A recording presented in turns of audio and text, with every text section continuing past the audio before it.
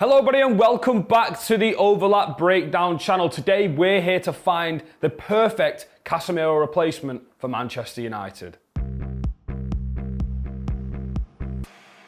Okay, welcome back to the channel. In a bit of a longer period without a game in the Premier League, we've actually spent a little bit of time going through some deeper subjects. So we've got Igor Tudor, who's just been announced as Spurs' interim head coach the rest of the season. We will be bringing you a piece on what to expect from his teams.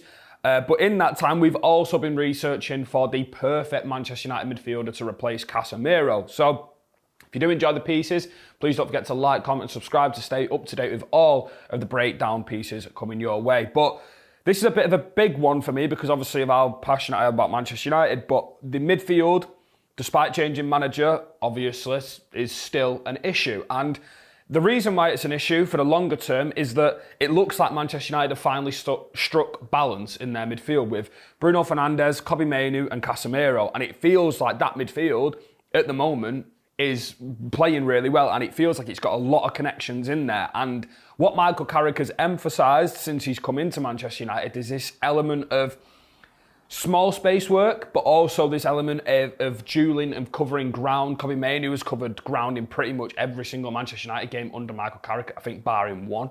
Casemiro was proved to be a beautiful ball winner, stopper, clogger of the hole. He just wins everything in there. I think his vertical passing is something that's really underrated. And when we go on to speaking about Casemiro, I think some of the things that are often forgotten about Casemiro is how good he is at playing these longer balls and these switches and accelerating the play. Because for all of Kobbie Mainoo's strengths, he is more of this tight-knit passer who can create and sort of break through teams in these shorter space moments. When someone comes onto him, it's all about playing these tighter knit passes and these 1-2s and getting around the outside and working that little bit of a yard. And he almost accelerates everything. He's like an accelerator pedal for Manchester United, but then he also is this problem solver to break through teams and to get going on the front foot. But we are going to speak about replacing Casemiro and who the perfect Kobbie Mainoo partner is. So I've got some criteria here, and then I've got about 10 different midfielders on my shortlist that I'm going to go through one by one. I've got loads and loads of data to decipher who is the best one, who has the best attributes to suit Manchester United's midfield players, what Manchester United are actually looking for in the numbers to reflect what they're doing in midfield currently. And off the top, I think this is the criteria that I've got laid out right now in front of me. So got a suitable Kobbie Mainoo and Bruno Fernandes partner. So when we talk about that, what does that mean? It means someone who is not really an attacking midfielder who waits outside the edge of the box and plays these killer balls like Bruno all the time. But then it's also someone who can cover the legs of Mainoo, because Mainoo, for all of his technical quality, is someone who's not as fast across the grass, and he's not this really efficient ball winner, even though he does cover a lot of the turf. But we're looking for that maybe height, ball winning, this little bit more of a robust defensive midfielder, in my opinion anyway. So because of that, we've got must add physical mobility and just overall physicality and ball winning. And then we've got Premier League proven if possible, which again we'll go on to speak about. Good age profile and injury record, so let's not aim for someone who's over the age of maybe 24 or 25 if we're looking at constructing a new midfield around a player like Kobbie Mainoo, who's also a young player. An injury record, of course, makes sense. We just want them to be available because we've seen players like Mason Mount come to Manchester United and they've struggled for game time because of their injury record.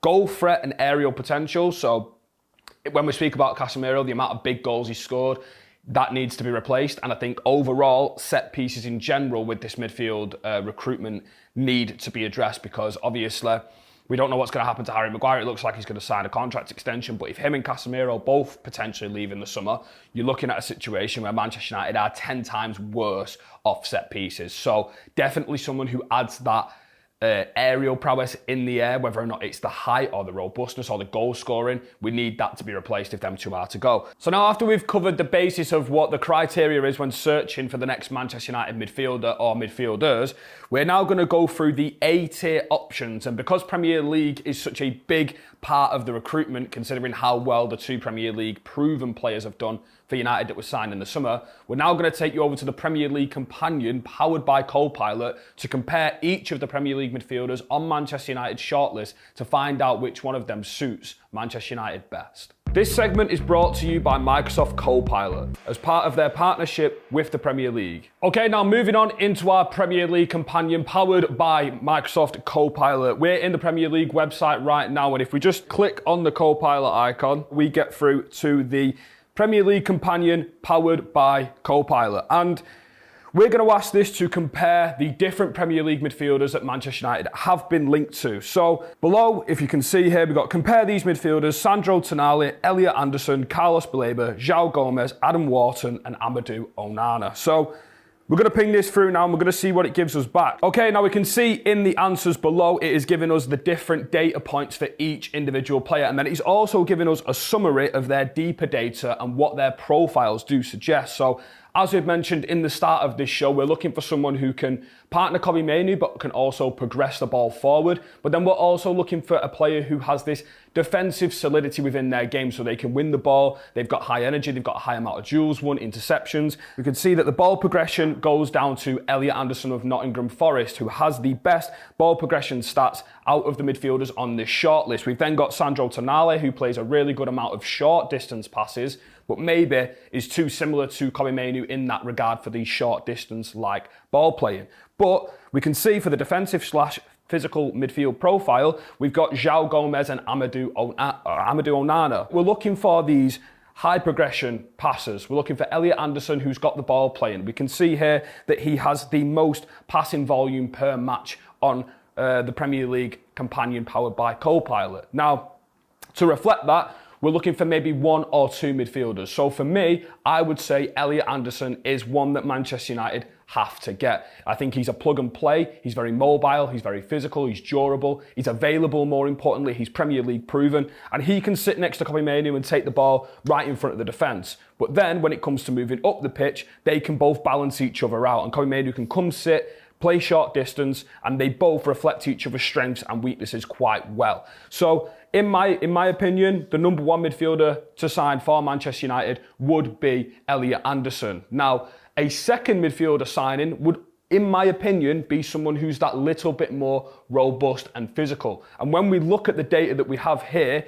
I think it has to be either Sandro Tonali or Amadou Onana, simply because we're looking at the set pieces, we're looking at the goal output, we're looking at the height, the interceptions, the ball winning, and we can see through the data, the two best midfielders for that are Amadou Onana, Sandro Tonali, and they reflect perfectly what Manchester United are looking to build in the central space here. With Kobbie Mainoo, who's a little bit more of a small space, a little bit more of a swifter player in midfield, but then we want someone who's got that robustness, that bite, that ball winning, that goal scoring to reflect that of Casemiro. So for me, my two standout midfielders that I would buy for United in the summer would be Sandro Tonali and Elliot Anderson. For every moment that makes you a fan, from club history to your favourite players, go to the Premier League companion powered by Copilot in the Premier League app. Okay, now moving on into individually analysing every single midfielder we've got on the shortlist here. So, we have got Elliot Anderson, and we've made an entire piece on Elliot Anderson on the channel, and we've covered him in great detail. And this is a player, for me, I really, really do love. And I think he's a player who, he's gone through so many managers already. Like, he's gone through so much turbulence at Nottingham Forest over the past 2 years. And he's still, no matter who's in charge, no matter what's around him, no matter who his partner is in midfield, he always looks the same level. And that level is really, really, really high. And he's got a ridiculously good feel for the ball. I think he picks apart teams in ways that I've not really seen many midfielders do. Obviously, he's homegrown, and I do believe he's going to cost upwards of £100 million. And I do understand people obviously looking at it and going, yeah, we can't really go for that much, that player for that amount of money and stuff. I do understand it, but for me, in my opinion, I think he's probably the best ball playing midfielder in the Premier League that is available to buy. And he is an unbelievable player in terms of the way he takes the ball, the angles he creates for himself, the amount of times he's demanding the ball for Nottingham Forest. If you just watch Nottingham Forest and you take your eyes completely off the rest of the team and watch him, everything goes through him. He's two-footed, he's mobile. The only issue I have with Elliot Anderson, which me and Neil talked about when we did cover him on the channel, is I don't think he is 1000% the fastest player. I don't think he's a smash into you sort of player. Whereas I look at like Carlos Baleba, who's also on this list, I think Baleba is a lot more of a defensive midfielder, defensive box-to-box than Elliot Anderson. I think he covers a large majority of them aspects. I think his ball winning is better, in my opinion, than Elliot Anderson's. I think he's a bit more... He's better when he goes to ground in terms of his slide tackling. He's faster off the mark. I think he works better on the back foot. And I think these are the minor details you've got to look at, especially when we're going in here with Kobbie Mainoo, who's not this extremely fast and extremely nippy across the grass midfielder. If Elliot Anderson is next to him, how much of that shuttling behind is Elliot Anderson going to have to do? And how good is he at that shuttling to make up for, obviously, Kobbie's potential weaknesses there?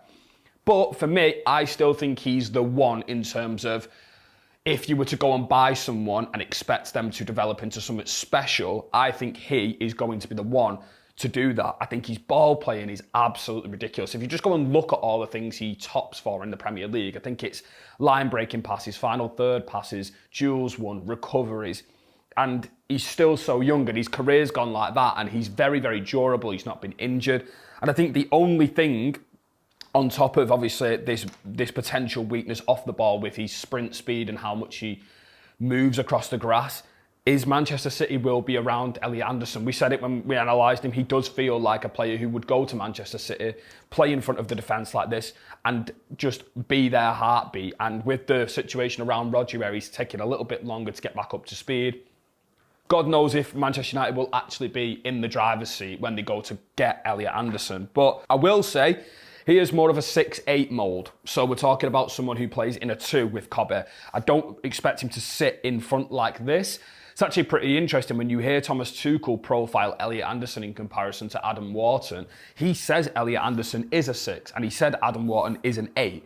Now for me, I do think Elliot Anderson can be a 6 on the ball, but I just wonder in them defensive moments when balls are coming in behind, and obviously Nottingham Forest do face a lot of defensive transitions, how good is he going to be at being mobile across the grass and winning that sheer amount of duels to a high level? And believe me, I back him 100% to do that, and I'll go and show you some data after we've covered the other midfielders. But next, moving on to Carlos Baleba, 22 years old, and this is an interesting one. Naturally a left-footed midfielder, which again, for me, helps Manchester United's balance. If we're talking about, if we're talking about complementing other partners, Kobbie Mainoo's right-footed, Baleba's left-footed. For me, I just like that symmetry in terms of being able to play in that horseshoe, but being able to find different angles for a left-footed midfielder.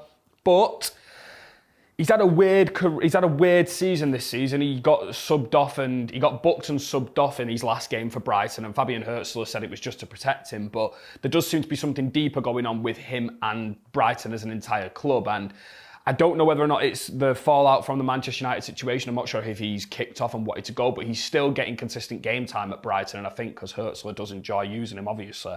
But I think he now could come at a lot less of a fee than £100 million, and I think Manchester United will be well within their right to demand a much less fee, given how his season's gone this season. But I would say Carlos Baleba is more of a destructive type ball carrier. I don't think Carlos Baleba is this player, as we just talked about Elliot Anderson, taking it on the back foot in front of the defence. Now, luckily, Kobbie Mainoo is very, very good at that. So, in my opinion, this attribute isn't as in demand, which makes me think about Baleba as, and yes, he's had a really poor season, but if he does come at a cheaper cost, how much cheaper does he come at? And the stuff that I think Carlos Baleba does well are these defensive box-to-box shifts, this ground eating in defensive transition. His slide tackling is brilliant. He just disrupts play a lot better. And I think he's not bad on the ball, don't get me wrong, but he doesn't really have any range on his passing, which is where Elliot Anderson does take it for me, because Elliot Anderson has got a ridiculous range of long stretching passes. Baleba, a little bit more safe in his passing and a little bit more short spaced. And it's going to be an interesting one with Baleba. I think Manchester United will have a free-ish run at him, but I do think that he's not been great this season.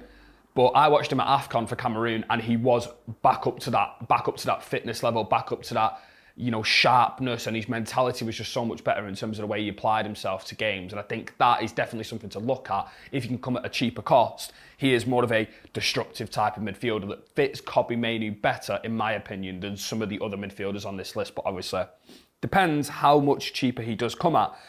Amadou Onana we've got left next. I'm not going to go through every single midfielder in a massive string of analysis, but obviously Onana for me was someone who Manchester United should have signed 2 years ago when he left Everton for Aston Villa. He's the perfect Kobbie Mainoo partner. He makes up size, he makes up ball winning, he makes up set piece threat. He's a good goal scorer, and overall, he doesn't really get involved in build-up. He sits quite high in build-up and he lets Boubacar Kamara do that for Villa. And that is what Manchester United could have done with 2 years ago. However, Amadou Onana is now starting to pick up a ridiculous amount of injuries and muscle injuries at that. But he would offer that added set piece threat, added height, added speed. I think his profile is magnificent in terms of what you're looking for, but he has just joined Aston Villa 2 seasons ago. He did cost them £50 million and he is now getting injured. And I'm not sure whether or not Villa would even let him, or even if he'd want to be honest, because Villa are looking like they're on the up. So I have got Adam Wharton. Now, for me, Adam Wharton is a player that a lot of Manchester United fans and a lot of Premier League fans are obsessed with. And I've watched Adam Wharton since Blackburn. I thought he was an absolutely unbelievable player, and I still think he is an unbelievable player.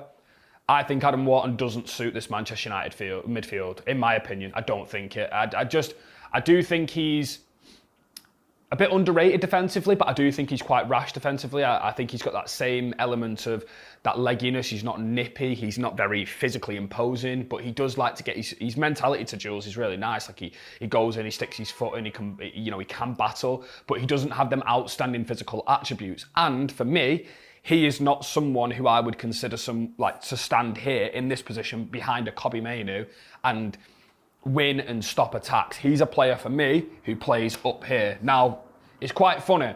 I watched the Burnley at home game that Palace did lose to Burnley 3-2, and he played a lovely ball for Strand Larsen in that, which shown his potential to play as a number 8 ahead of a number 6, someone who can conduct. I think Adam Wharton's got some of the best penetrative passes in the game. I think he's one of them players who he's left-footed as well, but his snapped passes between the line to accelerate play are one of one in the Premier League. I do think he's exceptional in doing that, and I think for me, Liverpool just does scream his name. I think they're looking for an accelerator pedal. They're looking for someone to break lines, to snap lines, to be a creator, but also can drop deep and come for the ball and play in front here next to a Gravenberch-like player. I don't think he suits Manchester United as much as he suits Liverpool. I think Liverpool have got a better midfield construction around him to make up for them, physical weaknesses that Manchester United don't. I don't think Kobbie Mainoo and Bruno Fernandes is a better suiting two in there than a Wirtz, Szoboszlai, Wirtz, Gravenberch, Szoboszlai. I think they are just better ball winners and better physical players to benefit him off the ball. But I do think on the ball, he is absolutely tremendous. But I'm now just going to go on into some potential C tiers. These are just players I really like and I think are good value for money options in the market. I do like Felix Nemecha from Borussia Dortmund. We analysed him on this channel. I do think he's an incredibly underrated player. Complete package. Got a full video out on him. Again, some injury concerns. Manu Kone, another really good player, plays for Roma. Again, complete package, ball-winning midfielder, good carrier of the ball, good long stretches. And then we've got Pape Gueye, plays for Villarreal, obviously scored the winning goal in the AFCON final, but for me, a player who, again, has that skill set of tall, lanky, ball-winning midfielder, likes to get stuck in, a bit aggressive, can score a goal, a good age in terms of he would come at a good price and would come alongside one or maybe two midfielders. I think he's a good player for that. João Gomez, similar. If Wolves are going to go down, do you want that little bit of an energy bunny in midfield who could just run around and win the ball and play these really stabbed passes through the lines? He's always been available for Wolves. If you ever watch Wolves, he's always playing. He's never injured. And I do think he would make up for them lack of midfield legs if you were to get him. Another one and final one is Sander Berge. Now, he weren't on my list initially because I don't think he's mobile enough. But I do think this is a player who could free up Kobbie Mainoo in certain games. I think he's a really, really good ball winner in terms of defending zonally. So if you're defending in a deeper block like sometimes Fulham do, he can sit at this base and win the ball. He's a very big lad, very tall, powerful. Not exactly fast, but a great ball player at that. And I think if he were to come to Manchester United, he would come at a very, very cut price. And I think it would be a smart purchase for Manchester United if they wanted to get an extra body in there who has a different sort of skill set, but still adds them weaknesses of the ball winning, the height, the dueling, the ball playing that's needed. So, with all that being said, I've gone and compiled the 6 top midfielders in the Premier League. So we've got Elliot Anderson, Sandro Tonali, João Gomez, Amadou Onana, Adam Wharton and Carlos Baleba. And I have put them into a, believe it or not, 70-sectioned data set. This is going from green to red. So the darker the green of the stat on this spreadsheet, the better they are in that stat out of these 6. So on your screen right now, they're going to be rolling through. And you can see that Elliot Anderson on the first left column is virtually the best in nearly every single category. Now, this goes as in-depth from goals and assists to high pressures applied in midfield third, line breaking passes through a defensive line, through the midfield line, goals following line breaking passes. This is ridiculously in-depth. Now, the stats that I would consider a Manchester United midfielder to need in terms of the data, I have gone and then put into somewhat of a 25 shortened down version of this column.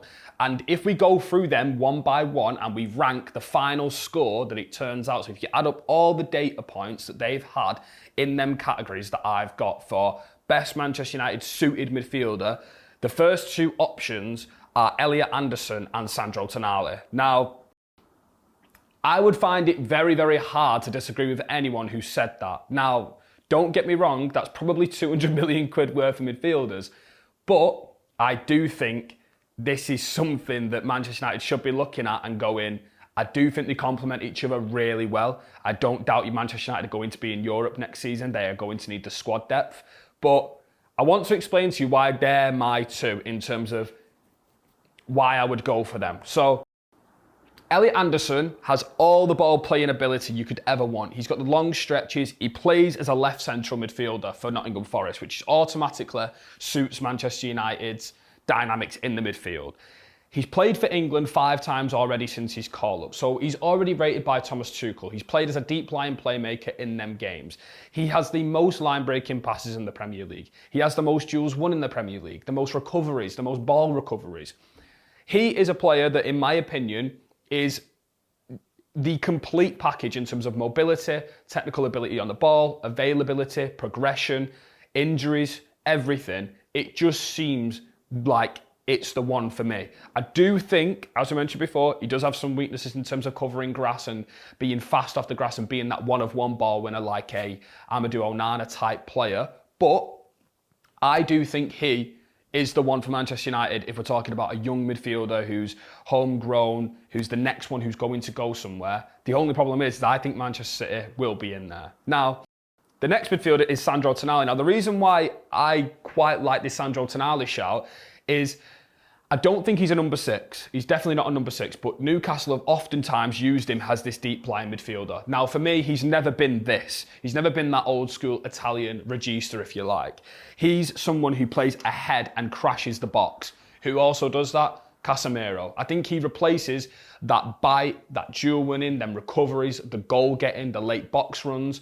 For all the stats around expected goals and darts into the penalty area in that data set, he ranks really high out of all of these midfielders for getting into the box and getting shots off and getting the high quality shots off at that. So for me, he is someone who reflects that element of Casemiro's game. He's also pretty decent aerially. He's also got that duel winning, that recoveries. And I do think he has played in the Premier League for a long time now, to the point where he matches the standard of the physical level. He's Premier League proven. He can play man-to-man high press. We've all seen Newcastle bounce teams off the park in terms of when they go after teams and press high. So he definitely does have the legs to do that.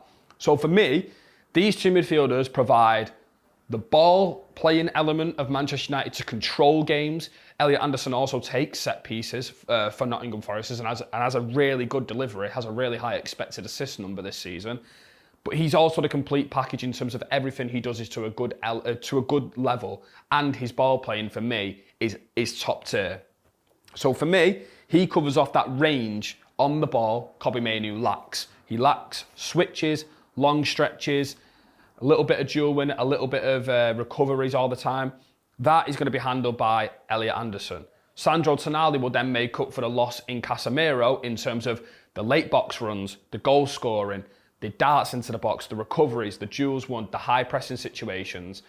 I think he will cover off that element, which will also then complement Kobbie Mainoo's aspect of not being the best runner on the pitch and not being a dogged midfield worker. So, for me, they're my 2 picks for Manchester United's midfield, and I don't doubt that they're going to cost a ridiculous amount of money. But I think this is a summer where Manchester United have to throw the kitchen sink at 2 midfielders and potentially a left winger and so on, maybe a left back. But I think the midfield needs serious attention. They're going to have Europe next season, and some of the options below the first teamers are not good enough. So I would chuck a lot of money at this, and given what we've just said, given the midfielders we've talked about, I think these 2 are probably the safest bets in terms of Premier League proven, mobile, physical, technical. The trajectories are good, availability record good. So yeah, let me know who you would like to see sign for Manchester United in midfield come this summer, and we will see you next time on the Overlap Breakdown. So please don't forget to like, comment and subscribe, and we'll see you next time. Thank you.